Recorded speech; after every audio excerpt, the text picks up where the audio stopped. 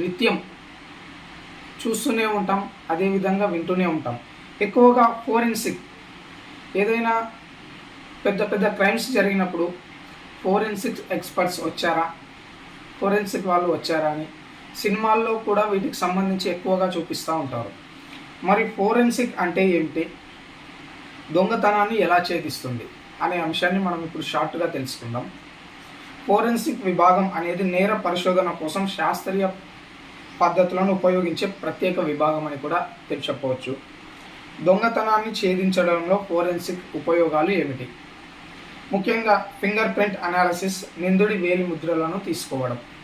అక్కడ వాళ్ళు ఏదైతే టచ్ చేస్తారో ఆ వేలిముద్రలను తీసుకొని పాత నేరస్తులు వీళ్ళు ఏమైనా ఒకటేనా అని వాళ్ళు చెక్ చేసుకుంటారు.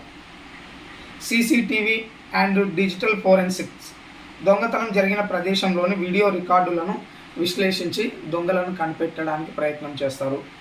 డిఎన్ఏ టెస్టింగ్ ఆధారంగా శరీర కణాలు, జుట్టు లేదా రక్తం ద్వారా నిందితుడిని గుర్తించడం. అక్కడ ఏదైనా వాళ్ళకు గాయం జరిగి వాళ్ళ జుట్టు ఊడిపోవడం, రక్తం